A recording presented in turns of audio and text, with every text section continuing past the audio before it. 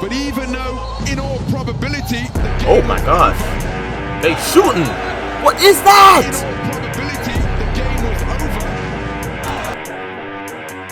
I'm sorry for pausing it too much. Is that a cannon? Of this one, but What's good? Today we're reacting to hostile fans, Euroleague versus NBA. I did a reaction to basketball fans versus European fans not earlier last year, like around like November last year.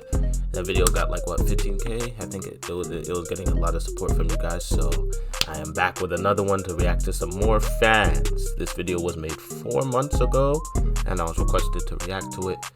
I guess we'll see the difference of aggression between the fans on this one rather than just like how they support their teams.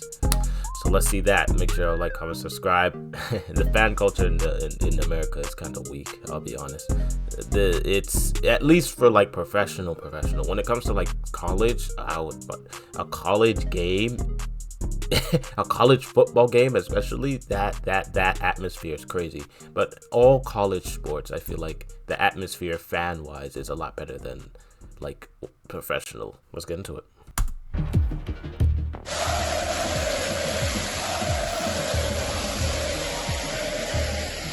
European fans and fire, bro.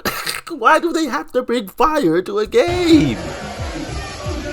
Or flares. This is a real hostile environment. Yo, this is tough. I can't lie. I would want to go to this. Bro, and what? This is what NBA players think it is. 3 here are these finals. Defense. I've never said that stuff.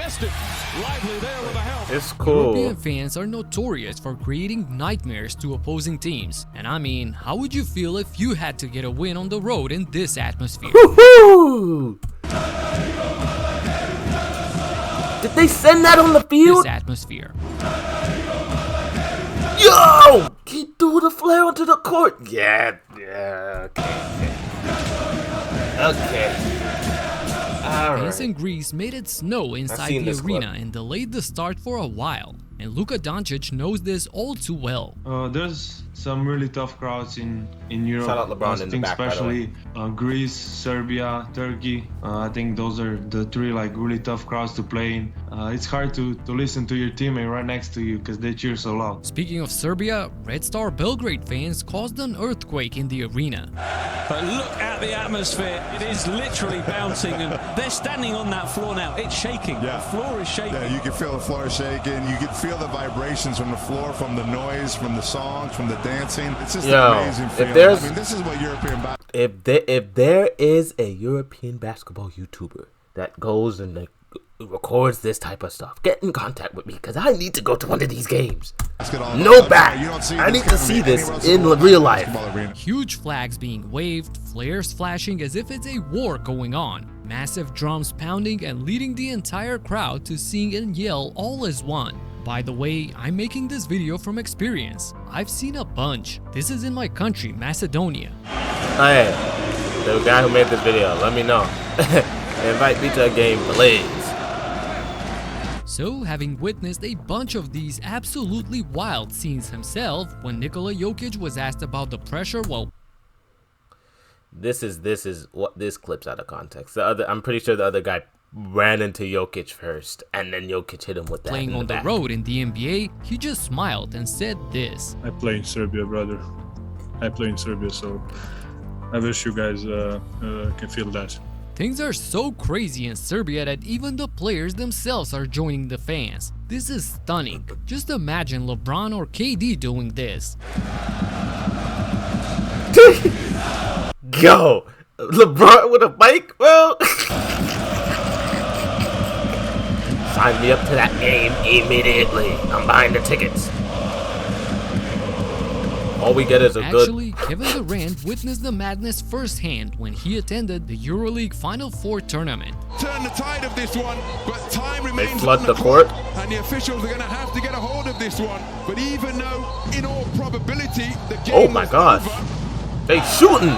What is that? In all probability, the game was over. I'm sorry for pausing it too much. Is that a cannon? Of this one, but time remains on the clock, and the officials are going to have to get a hold of this one. But even though, in all probability, the game was over.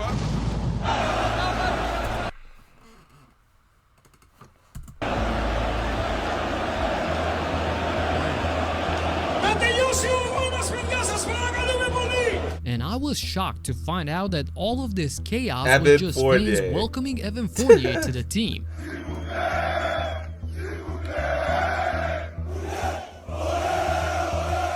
I wonder why Evan Fournier is such a popular name, but not as good as a... I mean, he had his time. They took over the airport, and this was the first thing that Fournier saw when he got off the plane. And this is a staggering moment for my hometown, where the fans packed the entire arena for a freaking practice. Not a game, not a game. We're talking about practice. This is so tough, bro. I gotta respect it. This is amazing. This immeasurable passion and love for the game is probably why Luka admitted that he watches way more Euroleague games than the NBA. I watch some NBA games, but I was, I watch more Euroleague than NBA. But if it's a really good game and it's on TV, I'll watch it. And one-off spectacles like this exhibition game played in Belgrade under open sky are just flat out stunning. Bro, the sky, there's no roof. This is an open arena. That smoke has to be getting in their eyes, though. Come on now, let's be realistic. Look, the NBA players are probably there. Oh my gosh. that joint is probably burning. Can they hear anything?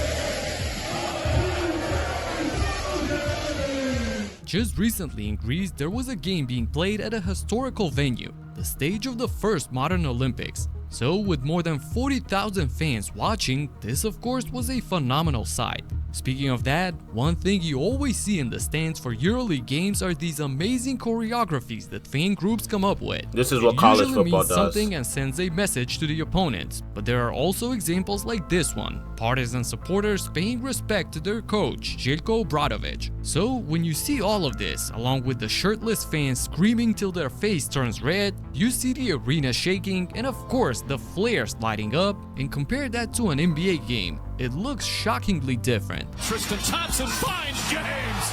A lot of thunderous dunks here in the opening period. I don't know about this, but Rihanna just walked in front of me. Are you kidding me? What are you doing, man? Stay with the game. LeBron makes a spectacular play like this, and that's what you deal with? Yeah, what a play. You see the celebrities in the front rows, everyone looking posh, and the action from the crowd boils down to this. O'Neal snatches the board. O'Neal, a little too tough. Yeah, that's a tough one. Thing is, the whole culture is different. In the US, people go to a basketball game as a way of entertainment and treat it the same way like going... Hey, you haven't seen me at a basketball game, brother. It doesn't matter what they're doing. You could ask the guys, you could ask my friends. Like when we went to Towson basketball games, me, Lenny, and Kenny. Y'all don't know. Y'all should know them. They were on this channel before. We used to be, I don't care what it was. We used to watch the volleyball games. We used to watch the best. We were there being loud, supportive. But everyone else is kind of quieter. So as soon as I say something a little loud, everybody's eyes turn to me. And like, why are you yelling? So it's weird. It's weird. To the movies or a concert, they have their drink. And I went to a smaller college, so obviously that's why they would do that. But if it was at like one of these D1, D2 colleges, they'll probably just accept me as it was. So. Hot dog. In Europe, it's do or die mentality, both for the teams as well as the fans. Every single game. I mean, just look at some of the top coaches, the most well-respected minds in EuroLeague basketball. Watch their intensity during games. In your eyes, you're good guys. Fuck you, everybody. Fuck you, okay? You want me to repeat million times? Fuck you, Gigi Dotome. What did he just say? In your eyes, you're good guys. Fuck you, everybody. Fuck you, okay? Fuck you, Gigi Dotome. Yo! But they're a quality team. What the fuck is this, man? We end the march. Go 2 steps into the passing lane.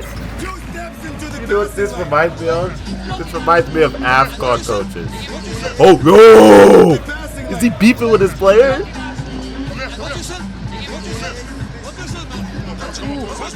Shut up! What do you want, Costa? Now you ask me what to play, huh? So all the life, you wait for me. Okay, all the life, any all of you. You don't have this in the NBA. One, because they just don't function like that, but two, and possibly more important, because there is no way you yell like this to the franchise superstar that's worth $200 million. That's also facts.